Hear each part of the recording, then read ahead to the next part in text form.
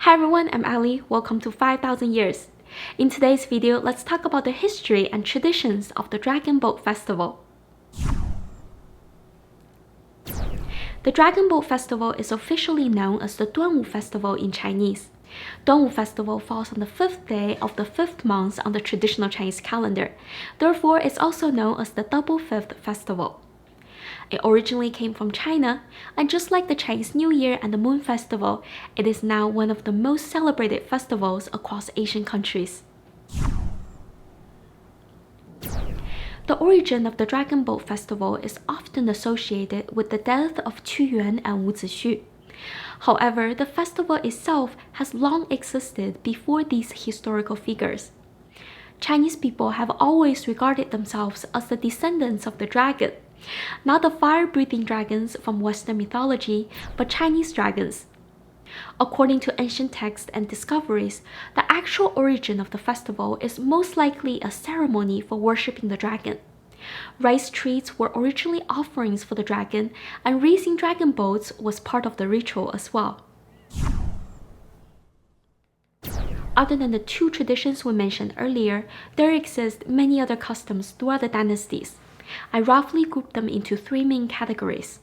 The first one is food, the most common one being the rice treats we talked about earlier. In the past, people would fill millets into bamboo tubes or wrap them in leaves. That later became the zongzi or rice dumplings we know today.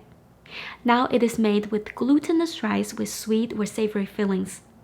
During the Han Dynasty, there was also a tradition of eating owl soups. Yes, the adorable and magical owls from Harry Potter were considered an unlucky bird in ancient China. People believed eating owl soups could repel evil spirits. During the Tang Dynasty, women and children would play a game involving shooting arrows at rice treats, such as glutinous balls and millet dumplings. Whoever could land their arrows on one could eat it.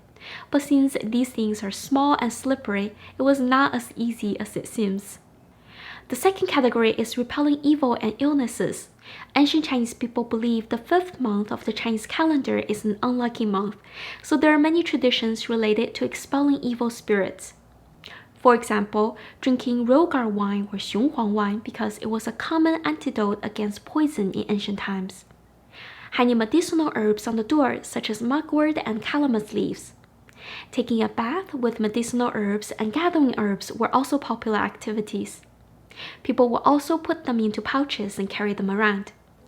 And no matter who you were or how old you were, everyone will put braided silk threads on their arms on this day.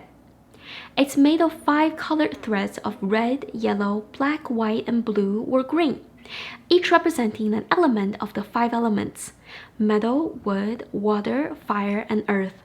People believe that wearing this charm will help keep bad spirits and disease away. The last activity is racing dragon boats, hence the name Dragon Boat Festival. Earlier we mentioned how this festival is often tied with Qu Yuan and Wu Zixu. Qu Yuan was a poet and a minister during the Warring States period. Wu Zixu was a general and politician from the Spring and Autumn period. They were both patriots who wanted to give everything to serve their country, but ended up dead in agony. Qu Yuan committed suicide in the river, while Wu Zixu was killed and had his body thrown into the river. So it was believed that people raced in boats trying to retrieve their bodies, and scattered rice treats into the river to feed the fish to prevent them from eating their bodies.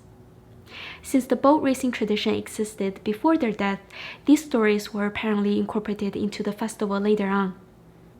Nevertheless, it is now the most exciting part of the festival, where thousands of people cheer on the land while the dragon boats roll in rhythm with loud drum beats. There are many other traditions in different regions, such as shooting willow leaves on horseback, making an egg stand, training birds to talk, and more. Other Asian countries, such as Japan, Korea, and Vietnam, each developed their own traditions throughout history.